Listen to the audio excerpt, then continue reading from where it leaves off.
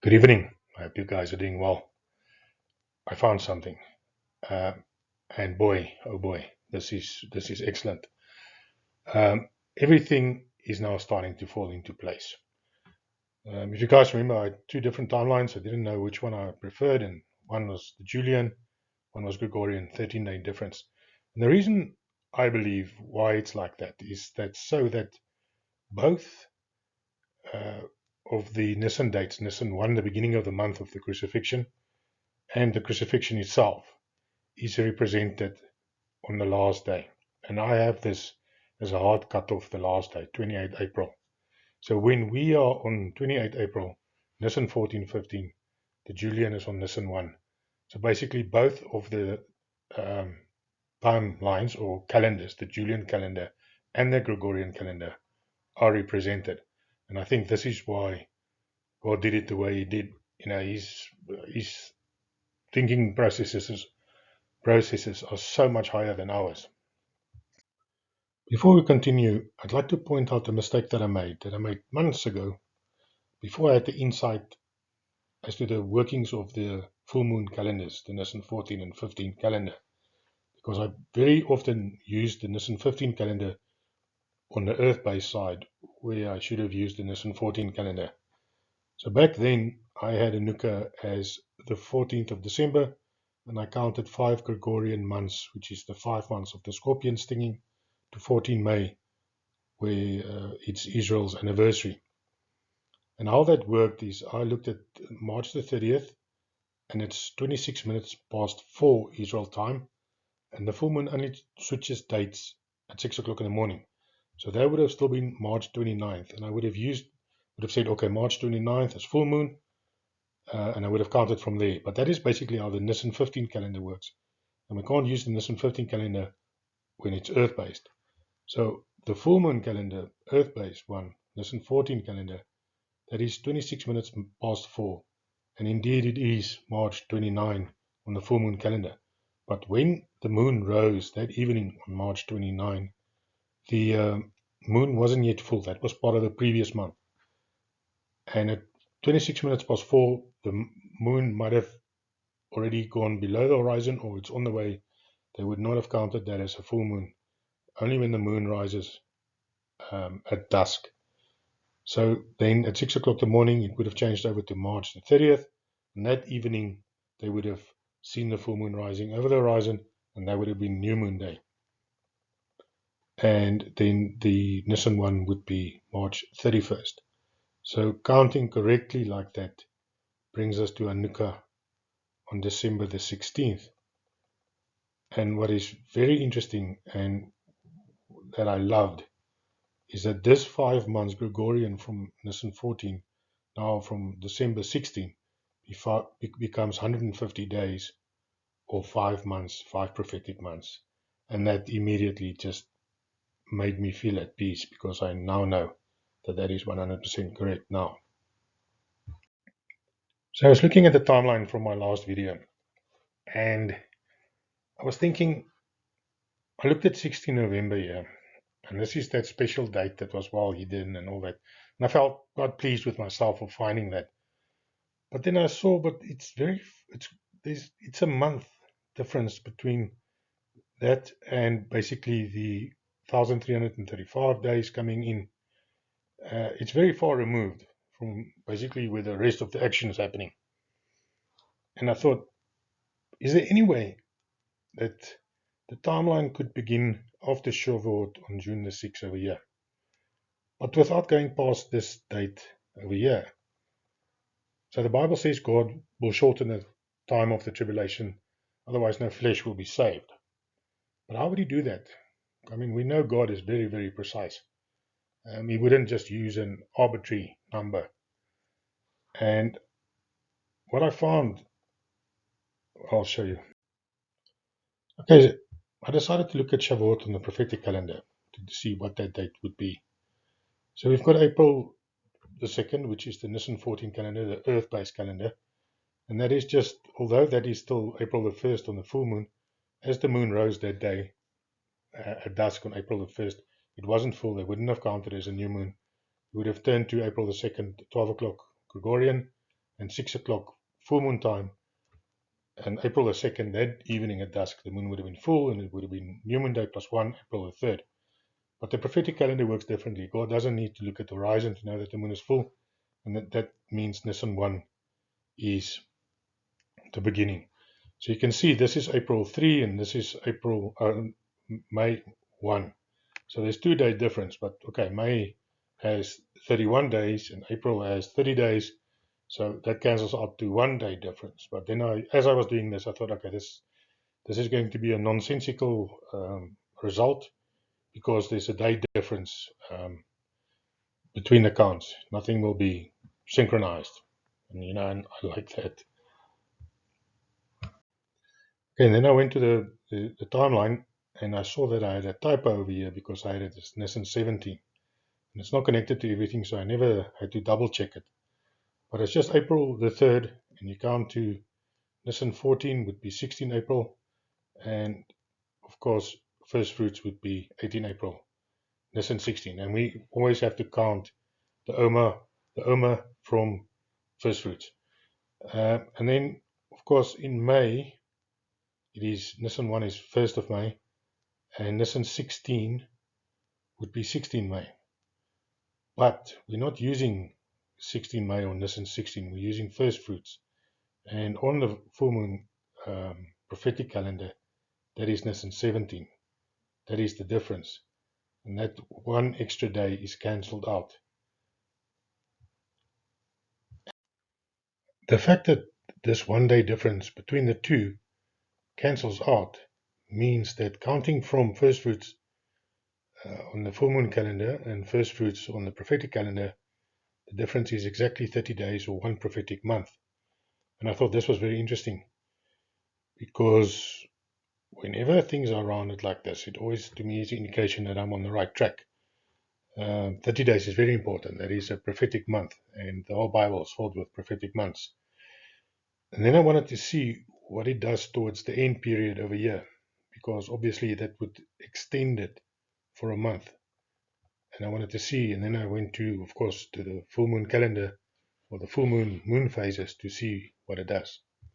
So here you're looking at the year 2033, and you can see there's the beginning of the month, the normal calendar month, April 14, and May, the prophetic calendar, the one or the second Passover calendar is also May the 14th. And Nisan 14 is 28. That is still 28, that one. So perfect synchronization for the end.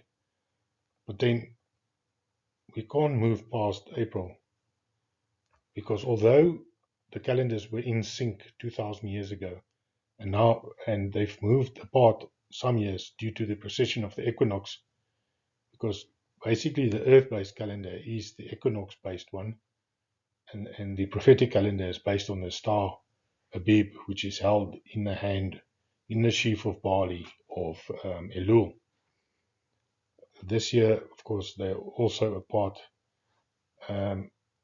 but this is, I thought it was interesting. It is exactly a month again. Isn't it that if God was going to shorten the time of the tribulation, that he would use 30 days precisely, one prophetic month, and he would use it from Nisan 14, 15, depending on which calendar you're using, which is 28 May to 28 April, Nisan 14, 15. And we know that 28 April also represents Nisan 1 Julian. So that to me seems a perfect way of reducing the time, but still sticking to appointed times 100%. So what we have now is we've got Shavuot 2, which is now 6 July instead of 6 June. Well, 6 June is still there. It's Shavuot 1. It's very important still. So we've got the full moon calendar Shavuot and we've got the prophetic calendar Shavuot, and they're exactly one prophetic month apart. So now if we move the beginning of the tribulation to the 6th of July, and we count 1,260 days from there, we get to the 16th of December, which is 25 Kislev and Hanukkah. But in the book of the Maccabees, it's also where the temple sacrifices are reinstated. So 10 days prior to that, of course, is where the abomination of desolation is set up on the 6th of December, and also according to the book of Maccabees on the 15th of Kislev. And that, of course, is 1,290 days from Pentecost, where the daily sacrifice, that's Jesus, he's our daily sacrifice, he became our daily sacrifice. We no longer have to do daily sacrifices after his sacrifice for our sins. So from where the daily sacrifice is removed, that's Jesus ascending to heaven, 1,290 days, and we get to the abomination being set up. Then we have 10 days of tribulation, and then we have the according to the book of Maccabees, and I think a guy should read it. It's in many of the Bibles, Eastern Orthodox, etc. And that is where the sacrifices are reinstated. And these are going to be human sacrifices.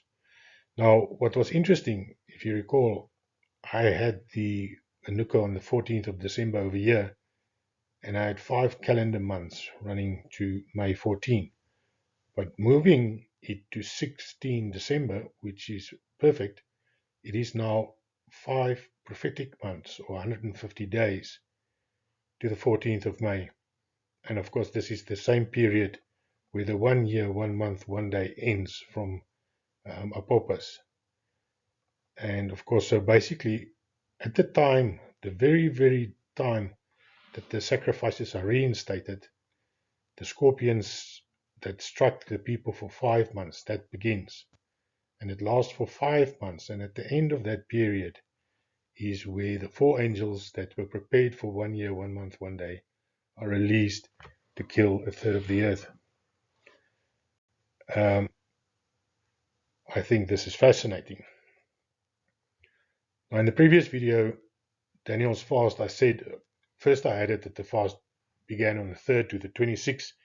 Then I said it makes more sense that the fast begins on the 1st to the 21st of Nisan, which is, of course, Red Sea Day. But here I have changed it back, and I'm going to change it back again, but I'm playing with it. You have changed it back to the 26th. And if you go 1,335, this is now where the angel appears to Daniel on the 24th of Nisan, the 26th of April. And the 1,335 days from that is then the 19th of December, which is 3 days after the temple sacrifices are reinstated. Of course, this is the same day where the 2 witnesses are also killed. So there's a lot of things happening on this day. It's the 25th of Kislev. It's the 1st of Hanukkah. The temple sacrifices are reinstated. This is the day where the scorpions striking the people begin, and that is just the internal bodies forcing people to do its will. A lot of things happening on the day, but 3 days later, I would surmise that it is the 2 witnesses that are resurrected. The Bible says 3.5 days, but you can see that it's difficult to put a half day on a calendar. But I have a different version of this, and I don't know if you guys are going to like that interpretation, the next one, very much, but I think I have to also show that. Okay, so in this timeline, I changed it back again. I said again that Daniel begins his fast on Nisan 1st, and he fasts till the 21st of Nisan, which is a very important day in the history. That is Red Sea Day, the day they went through the Red Sea. Basically, that is the day they were freed from the Egyptian or from bondage forever. And that is why it's a day of blessing. It was a day of blessing on the 21st. And 1,335 days, this time from Nisan 21, April 23rd, brings us to the 16th of December, 25 Kislev, the day the 2 witnesses are killed. But you'll see in this interpretation, I do not have a 3.5 days later them being resurrected. What am I saying with this interpretation is that on the 6th of July, the two witnesses are killed. And I'm saying that the two in the Bible is being used symbolically as a group of people. And these people give testimony about the Old and the New Testament. See, that's why it's called the Testaments. And in the book of Revelation, it says they sing the song of Moses, that's the Old Testament, and they sing the song of the Lamb, which is the New Testament. And this is why these would be Christians, not Jews, because they don't believe in Jesus. They only sing the song of Moses. But we Christians sing the song of the Lamb as well, the New Testament. And they will die for their testimony in Jesus and the Word of God. Now, what I am saying here, and this is a lot of people are not going to like this. A lot of people believe in a version of the rapture where we go from life as a drama, a real life drama, to science fiction where people shoot off in bursts of light. Although you are going to see that when it happens, but it will be on a spiritual level. It will not, physical eyes will not see it. The laws of physics are not going to be suspended at this day when the Third World War breaks out. What will happen is lots of nuclear bombs will fly and lots of people will die. The people that have died some of them will be Christian and some will not be Christian. But the Bible says it's basically a quarter of the Earth's population that will die. So for some people that are living in countries that are far removed from any strategic place of strategic importance will survive this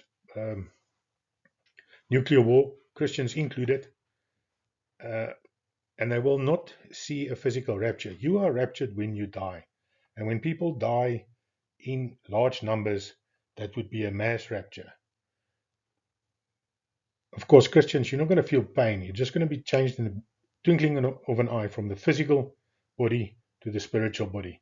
But your physical body will remain on earth, right there where you died. And this is the 3.5 days where the bodies of all people, and this will be mostly, I suppose, people in Christian countries, will lie in the streets. For 3.5 days, for people to internationally send one another presents, it doesn't really make sense. What this means is that I surmise that Christian countries might be defeated in a war, a nuclear war, and because there's such a massive death toll that it will mean societal collapse. So people, the government and the municipalities will not be able to bury everyone. There'll be complete collapse of all governmental structures. And people are just going to lie wherever they die. The Bible said in that period there'll be starvation and people will die from disease and from other people. And basically, like any type of dystopian film you can watch, that is going to be a period of lawlessness in some countries. I hesitate to say which countries, although I would more point to Europe at this point. But let's see. It's got nothing to do with the timeline. This is all open for interpretation. But these bodies are going to lie for 3.5 years until this day where the temple sacrifices are reinstated. And this would then also be the period where the 1,335 days end. So everything happens on 25 Kislev. So first of Hanukkah, temple sacrifices are reinstated. The two witnesses, which are all Christians that believe in the Old and the New Testament, are resurrected.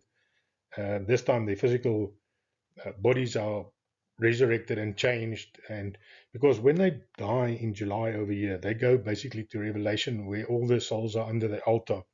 So these are souls without the spiritual bodies, without the physical body that will be changed into a spiritual body. And if you recall from Revelation, they are saying, how long until you avenge our deaths? And God answers them and says, just a little longer until the rest of the Christians that need to die in this period, from July to December, until they are also killed. I think it might be better to die in a nuclear war than what comes afterwards. Because now, for example, say there's a surprise attack on the West, and we get caught off guards. We get caught off guard, and we are nuked, and our society collapses. And the other countries just stay away and they watch with glee as we self-destruct. Will those Muslim leaders not stand up and say, Allah is the great God. Where was your Christian God to protect you? Allah is God, not Jesus. And, mock and scoff and absolutely be blasphemous towards the true God in this period. And will some of the survivors not look at some of their Christian friends in different towns or different countries that have died and say, must be true, how can, say for hypothetically speaking, Israel is also hit and destroyed. How can that happen? This is just hypothetical. I'm just trying to make a point. But the deception is going to be such that people will fall away from Christianity, and because the Muslims are going to say that your God did not protect you. Where was he? Look, you're all defeated. You're all down and out. But that is the tribulation. That is exactly what the Bible says the tribulation will be all about. But anyway, so we get to this point over here, and this is where all true Christians are resurrected. And this time it's going to be visible. People are going to have heart attacks when they witness this. The Muslims will see what's happening and they will realize that their God is Satan. And this is also the same period where the wrath of God begins. Actually, I have it as 3 days later, but maybe that's a video for another time, because that is when you are looking at the beginning of the year as Tishri, and you're looking at the second month. That's Noah's timelines, basically. But I just need to state that there is biblical evidence that there were two separate beginnings of the years, that the Genesis calendar began in Tishri. And we have that the Jubilee year begins in Tishri on the Day of Atonement. And there's a couple of mentions to Tishri being the end of the beginning of the year with the gathering of the harvest, so the year used to start in autumn. But I'll leave that for the next video. But this is also the period of 5 months. And after this period, a third of the population is killed. So God's wrath starts on the 19th, I have it. So exactly 3 days after all the true believers are resurrected visibly. Yeah, so I think that's it for this slide. Okay, maybe I'm not done with the slide 100%. But from 14 May to the 28th is 1,111 days. I put it in there. I thought it was interesting. A lot of people have been seeing 1111s everywhere. And I just thought that was an interesting number. I don't think it's in the Bible, but I'm sure you've all heard people talking about the 4 ones they're seeing. So I thought I'd just give it a mention. Okay, now we're quickly going to look at as in the days of Noah. So the Bible says the 17th and the 27th of the second month. I've already changed it to the 8th because the numbering was changed. There's ample evidence in the Bible that the Genesis calendar began in Tishri. Now Tishri, you see you've got the 2 Nissans here. This is the full moon calendar, and then you have the prophetic calendar. So 8 months after that is October the 22nd. That would be New Moon Day. And on the prophetic, 8 months would be November 21st, depending on which one you use. Now, the 7th month would be the beginning of the year, and that would be the second month. And over here, it would be October would be the 7th month, and November would be the 8th month. So I used November. I used the prophetic calendar, and yeah, it's a prophecy. And counting from there, 17 days, and that is where the flood begins, brings you to the 8th of December, which is 3 days inclusively after the abomination is set up. And I must say, I like how God likes to use 3 days, as you know. I mean, I'm sure I don't have to go in.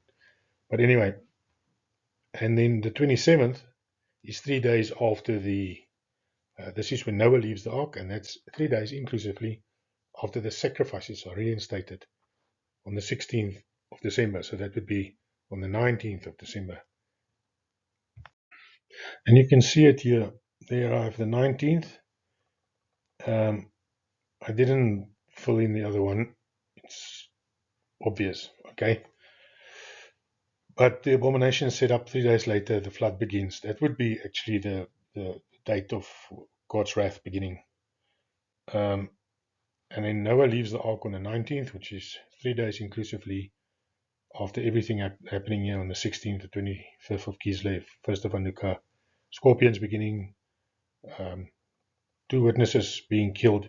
That would then be a resurrection. So Noah left the ark on the 27th of Chesvan, which is the 8th month today. And this would then be basically resurrection, visible resurrection that everyone will notice. And people, the Bible says in Revelation that people that saw it, some of them turned to God. And this is why if there is a rapture in June, July, it will not be a visible rapture. You can take all atheists today, if they see thousands of people rising up, looking like moons, shining like stars, they will immediately become Christian. And you might as well say, okay, great, everyone's saved. It's not going to be like that. The laws of physics are not going to be suspended halfway through the tribulation. What will happen is deception will increase. The test will become more difficult. That is what this whole journey on this world is about. Deception is definitely going to increase. You're going to need to ask God to increase your discernment so that you will not be deceived. But I'm pretty sure if you are listening to this, you are not deceived. So, and this is how I have it now. Unfortunately, this seems to be now even further away. But I'm sorry, guys. I am hoping that there's a rapture on the 6th. Really, I do. And if it means that the physical body must die for the spiritual body to die, I hope I'm in a place where that's possible. I'd like to be at ground zero when the nuke goes off and be immediately in heaven. Because there's one thing about this life on earth is nobody gets out alive. In history, there's been 2 guys that have made it out alive. And I'm pretty sure they were changed as well. The physical cannot inherit the kingdom of God. And we're not going to get out of this alive. And I'm pretty sure God is not going to make anyone suffer. So as the bombs come down, many people have had dreams like this. As the bombs come down, they go up, we go up, they say in the dreams. But the physical body remains. The Bible says there'll be 2 at the grindstone. One will be taken, one will be left. 2 in the field, 1 taken, 1 left. And that is just the spiritual body being taken and the physical body remaining. And this is the 30 days that the timeline is shortened. Lest no flesh be saved. And this 28th April is a hard cutoff. And it also represents Nisan 1 on the Julian calendar. So, my high watch date is still June the 6th. Could very well be June the 6th. But July the 6th is my extremely high watch date. And I believe that at this point, I don't know if it will be the outbreak of the war or a peace treaty or possibly a peace treaty at June and outbreak in July. I am uncertain. And I'm also uncertain whether I'm correct. I'm just saying that this makes sense to me. And I'm just sharing this with you guys. Many of us, I'm sure many of you listening also, we love God and we just want to be with Him. And it's fascinating to us to try and work out when and how this will happen. He made us inquisitive and He gave us lots of leads. I'm sure you guys will remember when I was still working on the timeline during the first Apazo alert, which was in December last year. I still said, I've looked at the times going to April and there's no information for that. And look at this timeline now. I mean, I'm pretty sure that God reveals himself to each one in a different way, and maybe also with slight variances in results. And like I said before, there's been millions of people throughout the ages that have tried to work out timelines, but it was all sealed until the appointed time. So even if we are not at the appointed time now yet, I feel that this is fairly correct for what God has given me. It might not be correct in terms of the actual event because maybe the appointed time hasn't yet arrived. But you know, someone that lived 100 years ago that was a great Christian, also working out, trying to work out the return of our King.